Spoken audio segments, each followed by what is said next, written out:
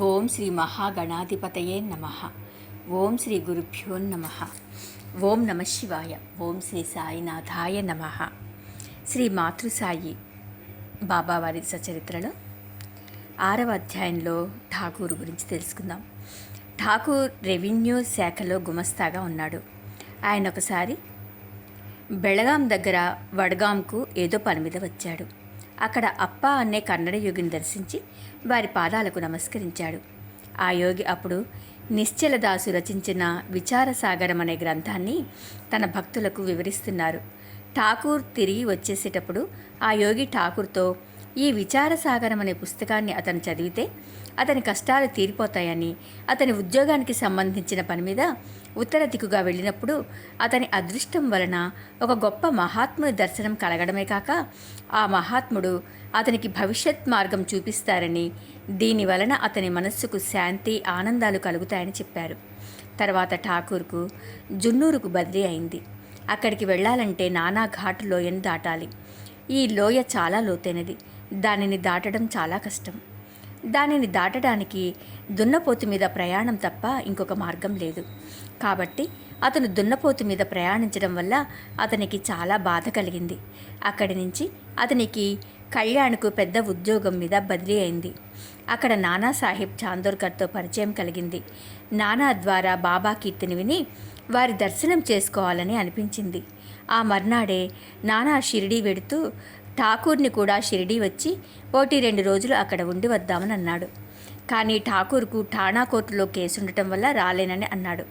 అప్పుడు నానా సమర్థుడైన సాయి ఆ కేసు సంగతి చూసుకుంటారని తన అనుభవాలెన్నో చెప్పి ఠాకూర్ను షిరిడీ వచ్చి బాబా దర్శనం చేసుకోమని బలవంత పెట్టాడు.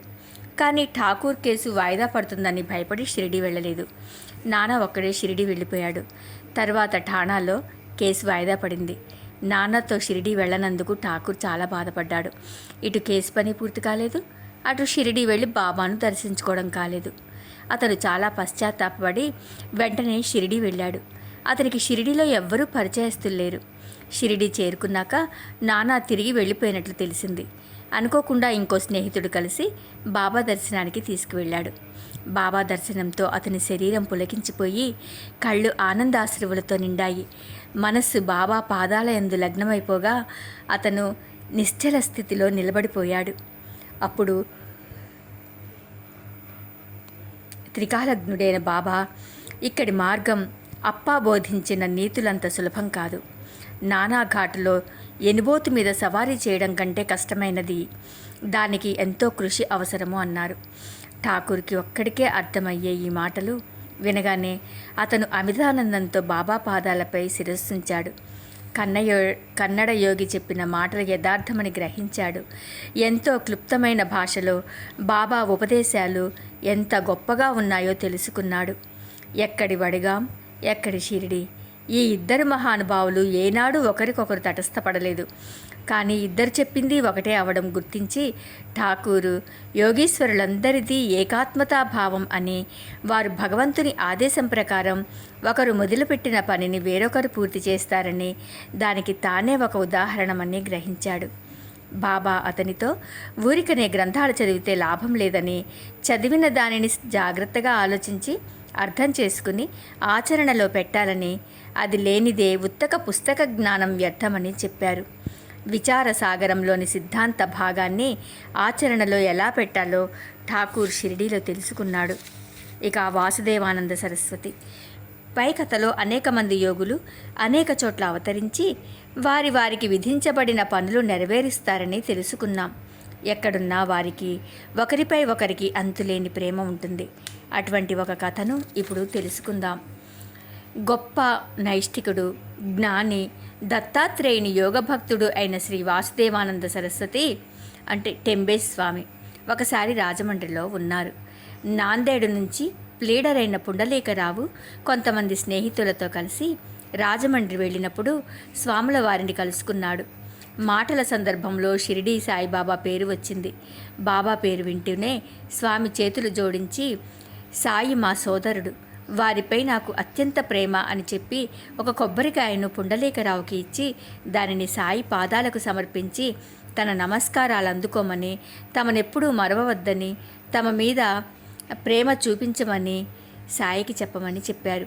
ఆ స్వామి బాబాను తన బంధువు అనడం సహజమైనదే. ఎందుకంటే స్వామి అగ్నిహోత్రం ఆచరించే యతీశ్వరులైతే బాబా కూడా నిత్యాగ్నిహోత్రుడే కదా. పుండలీకరావు స్వామికి నమస్కరించి వారి ఆజ్ఞను శిరసావహిస్తానని, ఈ కొబ్బరికాయను నమస్కారములతో బాబాకు అందచేస్తానని చెప్పి బయలుదేరాడు. 1 నెల తర్వాత తన స్నేహితులతో కలిసి పుండలీకరావు స్వామి ఇచ్చిన కొబ్బరికాయను తీసుకుని బాబా దర్శనానికి షిరిడీ బయలుదేరాడు. మన్మాడ్ చేరేసరికి కోపర్గామ్కి వెళ్లే రైలు వెళ్ళిపోయింది. వాళ్ళకప్పుడు చాలా దాహంగా ఉంది. పరగడుపున నీళ్లు తాగితే అనారోగ్యమని నదీ తీరానికి వెళ్ళి అక్కడ అటుకులు తినబోగా అవి కారంగా ఉండడం వల్ల కొబ్బరికాయ పగలగొట్టి అటుకులు కలుపుకొని రుచిగా తయారు చేసుకుని హాయిగా తిని నీళ్లు తాగారు. వాళ్ళ ఆకలి దాహంతో ఉండటం వల్ల ఆ కొబ్బరికాయ ఎక్కడిది, ఎవరిది అన్న ఆలోచన రాలేదు. షిరిడి సమీపానికి వస్తుండగా పుండలీకరావుకు స్వామి బాబాకి ఇవ్వమని ఇచ్చిన కొబ్బరికాయనే తాము తిన్నదని గుర్తుకు వచ్చి ఎంత తప్పు జరిగిందో తెలుసుకుని భయంతో వణికిపోయాడు. ఎంత పాపం చేశానని దుఃఖించాడు. సర్వాంతర్యామి అయిన సాయితో అబద్ధం చెప్పలేక నిజం చెప్పడం ఎంత సిగ్గుచేటోనని, అలా అని ఇప్పుడేం చెయ్యాలో తెలియక బాధపడుతూనే బాబా దర్శనానికి వెళ్ళాడు. మనం ఒకరి వార్తలు ఒకరికి అందచేయటానికి ఎంతో డబ్బు పోస్టల్ ఖర్చులకు ఉపయోగిస్తాం. కానీ సాధువులు తమ మనసుల ద్వారానే వార్తలు అందించుకుంటారు. స్వామి తన కోసం పంపిన కొబ్బరికాయను గురించి బాబా అప్పటికే గ్రహించి ఉన్నారు. పుండలీకరావు వెళ్ళగానే అతనేమీ చెప్పకముందే బాబా అతనితో, మా బంధువు దగ్గర నుంచి తెచ్చిన నా వస్తువు నాకు ఇవ్వు అని అడిగారు. అప్పుడు పుండలీకరావు సాయి పాదాలు పట్టుకుని, స్వామి బాబా కోసం ఇచ్చిన కాయను గుర్తుగా తెచ్చి కూడా దారిలో ఆ విషయం మర్చిపోయి ఫలహారం చేసేశాము. తెలియకుండానే విశ్వాసఘాతం లాంటి అపరాధం చేశానని, బాబా తనను క్షమించాలని, తను వేరొక కొబ్బరికాయ తెచ్చి బాబాకు సమర్పించుకోవడానికి బాబా అనుమతి ఇవ్వాలని కోరాడు. అప్పుడు బాబా అతనితో ఎన్ని కాయలు తెచ్చినా స్వామి ఇచ్చిన కాయకున్న విలువ రాదని చెప్పారు. స్వామి అతనిపై విశ్వాసముంచి కాయనిస్తే జాగ్రత్త పరచలేని వాడి అసలు ఆ కాయనెందుకు తీసుకున్నామని అడిగారు. పుండలీకరావు దగ్గర సమాధానమేమీ లేదు. అప్పుడు బాబా అసలు సంగతి చెప్పడం ప్రారంభించారు. పుండలీకరావుని అనవసరంగా చింతించవద్దని చెప్తూ ఆ కాయ స్వామి పుండలీకరావుకి ఇవ్వడం బాబా సంకల్పమేనని, దానిని అతను పగలగొట్టడం కూడా తన సంకల్పమేనని చెప్పారు. ఏదైతే సరే భగవంతుని సంకల్పంతోనే జరుగుతుంది. కాబట్టి అనవసరమైన అభిమాన అహంకార బుద్ధులతో నేనే చేశాను, నేను అపరాధిని అని అనుకోకూడదు. పుణ్యకార్యాలు కానీ పాపకార్యాలు కానీ రెండింటి ప్రభావం ఒకటే. అందుకనే వాటిని ఆచరించేవాడిని నేను కాదనే నిరహంకార భావంతో ప్రవర్తించాలని చెప్పారు. పుండలీకరావు తనను కలుసుకోవాలని బాబా అనుకున్నారు కాబట్టి స్వామితో ఆ కాయను అతనికి ఇప్పించారు.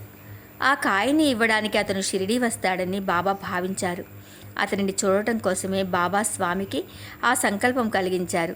అంతేకాదు, పుండలీకరావు తన బిడ్డే కాబట్టి అతను దాన్ని తిన్నా అది బాబాకు సమర్పించినట్లేనని చెప్పారు. అప్పుడు పుండలీకరావు మనస్సు శాంతించింది. బాబాది ఎంత గొప్ప మనస్సో చూశారుగా. బిడ్డ చేతి నుంచి పొరపాటున ఏ వస్తువైనా పాడైపోతే తల్లి పిల్లవాడిని మందలించడం పరిపాటి. ఈ మాతృమూర్తి పొరపాటు చేసిన వాడిని కూడా బుజ్జగించి అది తన సంకల్పమని చెప్పారు. అంతేకాక మంచి చెడులు ఏ పనైనా దానికి మనం కర్త కాదన్న సత్యాన్ని మనం జీర్ణించుకున్న నాడు మనం గర్వాహంకార రహితులము అవుతాము.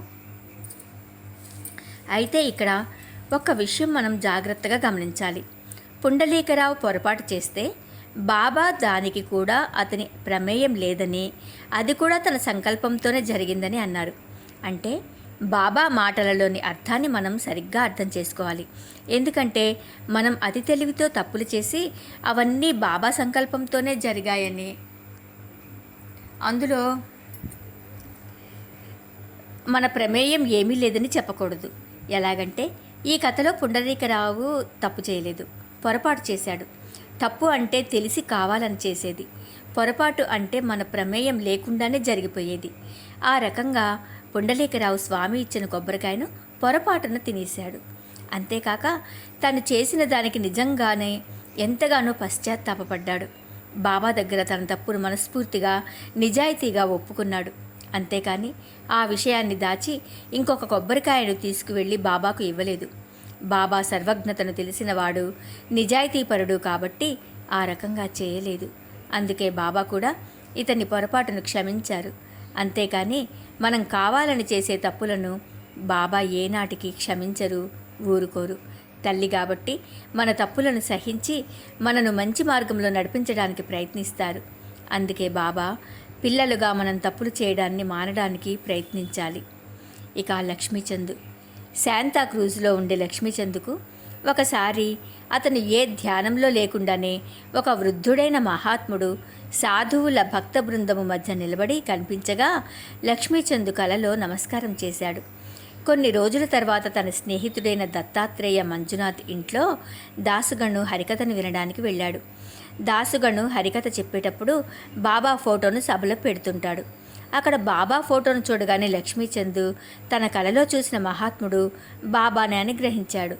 అంతేకాక బాబా ఫోటో చూసిన సంతోషము, అప్పుడు దాసగణు చెప్పే తుకారాం కథ, ఇవన్నీ లక్ష్మీచంద్ మనసులో నాటుకొని ఎప్పుడెప్పుడు బాబాను చూడాలా అని మనసు తాతాలాడాడు. మనసులో ఈ ఆలోచన తప్ప ఇంకేమీ లేదు.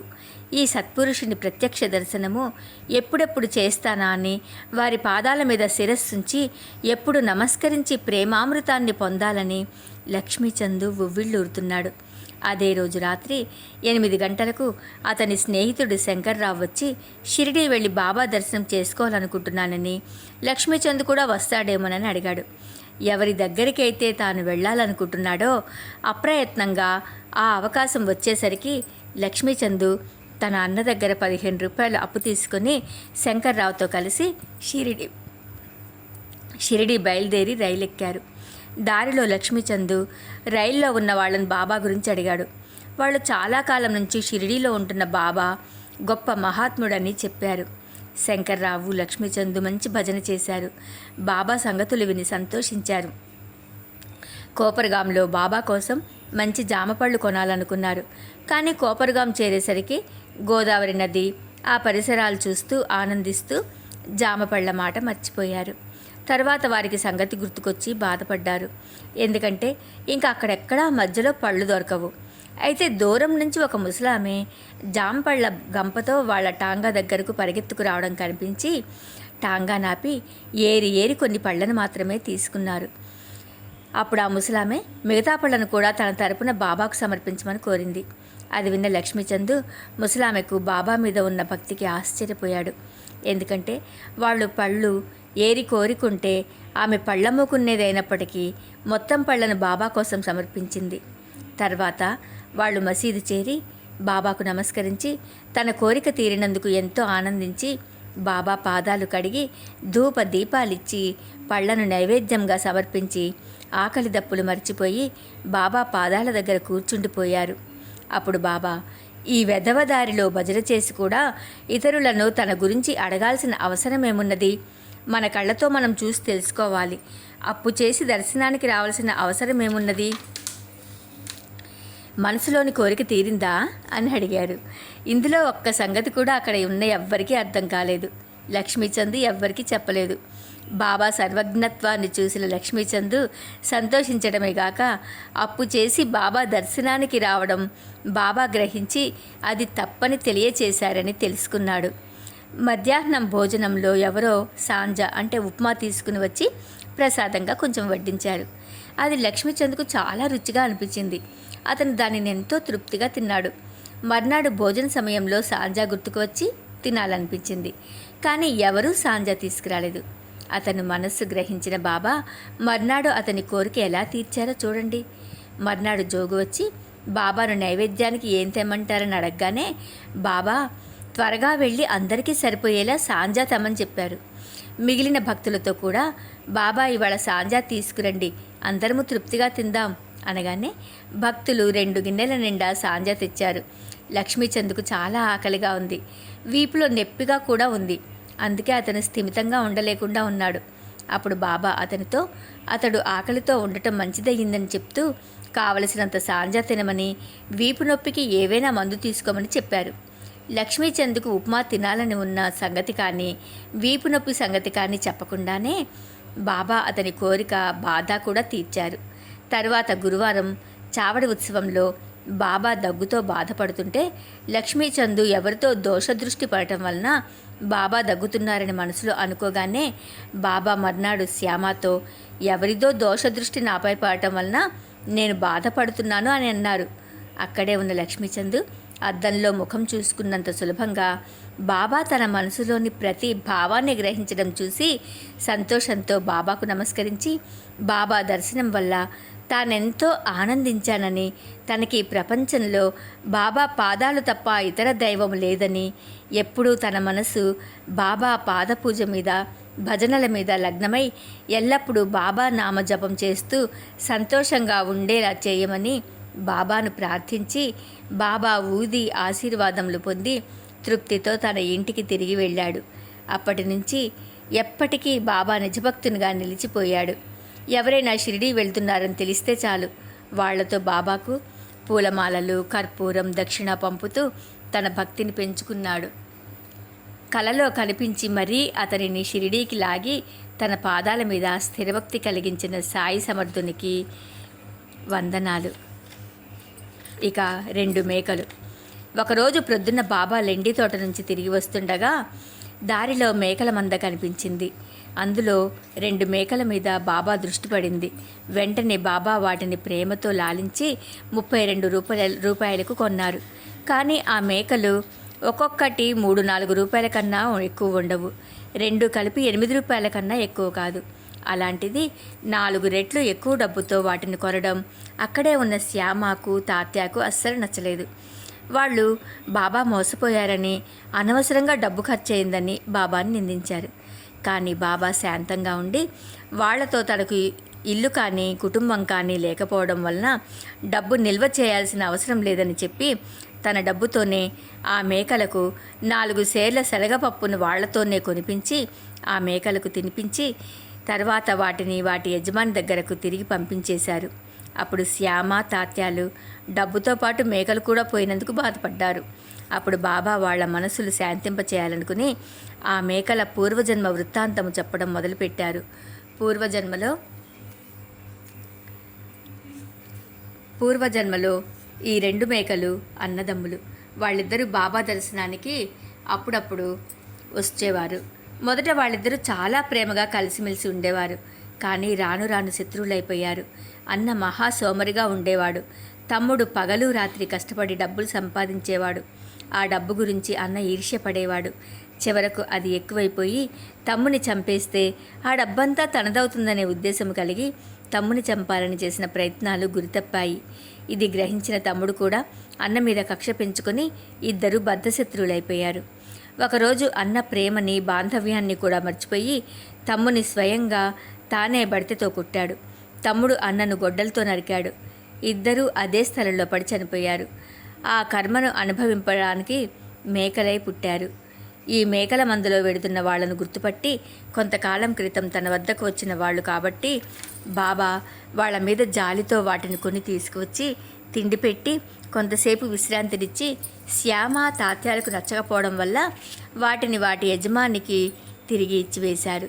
ఉత్తమమైన మానవ జన్మ పొంది కూడా అనవసరమైన ఈర్ష్య, అసూయాలతో చావును కోరి తెచ్చుకొని మేకలుగా నీచ జన్మను పొందినా కూడా బాబా వాళ్ళ మీద జాలే చూపించారు. కానీ వాళ్ళ దుర్బుద్ధికి వాళ్ళను అసహ్యించుకోలేదు. ఇలాంటి మాతృప్రేమకు ఉదాహరణలు బాబా జీవితకాలంలో కోకొల్లలు. ఇప్పటి వరకు విన్న ప్రతి కథలోనూ మనకు బాబా సర్వజ్ఞత అర్థమైంది. అంతేకాక మనం ఏ విషయాన్ని బాబా నుంచి దాచలేమని కూడా తెలిసిపోయింది. ఏ మారుమూల ప్రాంతంలో మనమున్నా మన మనసులోనే నివాసమున్న మాతృసాయి నుంచి మనం తప్పించుకోలేము. పైకి మంచిగా కనిపిస్తూ లోపల నీచ ఆలోచనలున్నా బాబాకు తెలిసిపోతాయి. అంతేకాక బాబాపై ప్రేమతో మనమున్ననాడు మనం 7 సముద్రాల అవతల ఉన్నప్పటికీ కూడా రాత్రింబవళ్ళు బాబా మన చెంతనే ఉండి మనను అన్ని దిశల నుంచి కాపాడుతూ ఉంటారు. మానవులమైన మనం తప్పులు చేయడం సహజం. అయితే ఆ తప్పును మనం ఒప్పుకోగలిగి దానిని దిద్దుకోగలిగితే మన మాతృసాయి నిజమైన బిడ్డలమవుతాము. త్వమేవ సర్వం మమ దేవదేవ. 6వ అధ్యాయం సంపూర్ణం. సర్వం శ్రీ సాయినాథ దివ్య చరణారవిందార్పణమస్తు. ఓం నమ శివాయ. ఓం సాయినాథాయ నమః.